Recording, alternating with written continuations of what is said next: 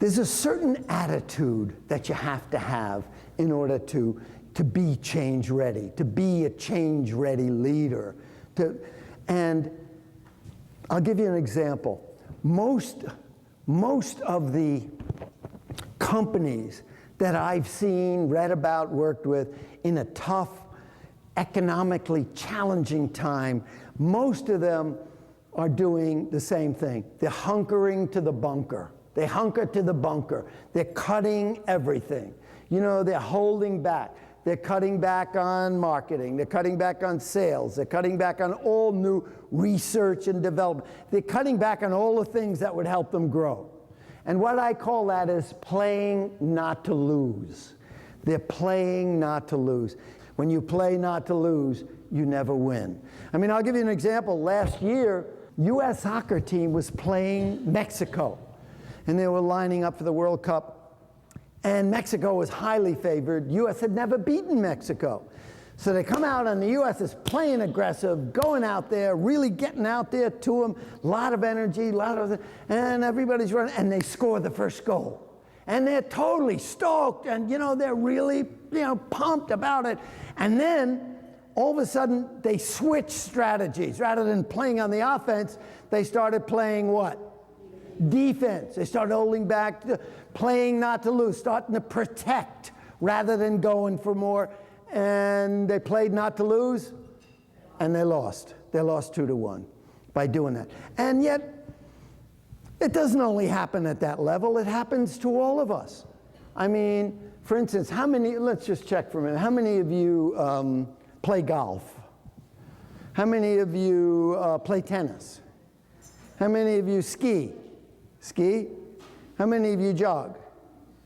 How many of you ain't been outside in about 3 years?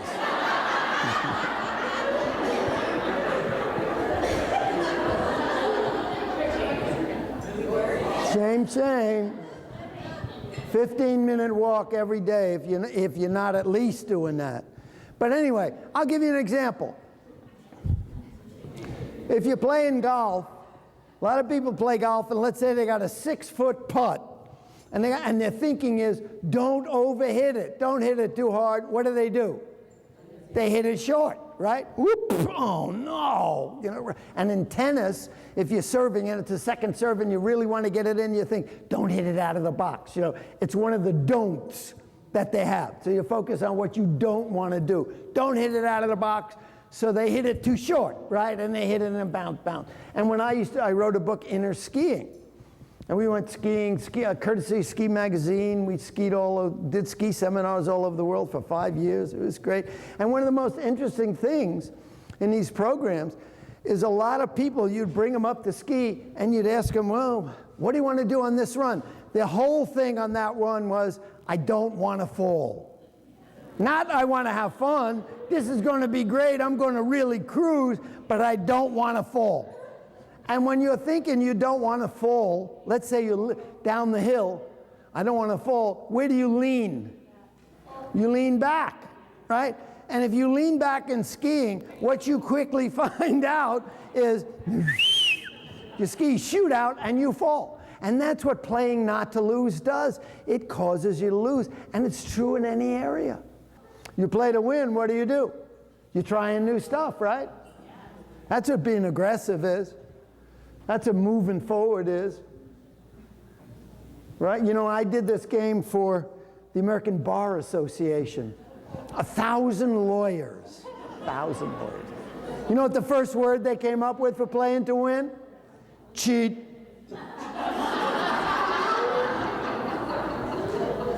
But if you think about cheating, what is cheating? It's thinking out of the box, doing something different. I was talking to the head of a large retail company, and one of the things he talked to me about was, he said, everybody in our industry is cutting back, right? Cutting back. Isn't everybody cutting back these days? Cutting back. He said, you know what I'm going to do? I'm going to cut forward. He said, look, there's less business out there, and everybody's cutting their marketing, their advertising, their new products. He said, I'm going to put more money into that. And he said, yeah, I'm not going to get a lot of business, but I'm going to increase my share of market. And if I increase my share of market, then when the market comes back, where I'm sitting pretty. I've all of a sudden got a bigger lead than I've had before. So instead of cutting back, he cut forward. IBM did the same thing. Last year, they said they had, one of the worst recessions since the Depression. And Palmisano, their CEO, green-lighted and spent big bucks on 3 major projects at a time when everybody was cutting back. He was cutting forward. He spent money, and they made $15 billion last year on some of these projects. It was just incredible. So again, that's what playing to win rather than playing not to lose.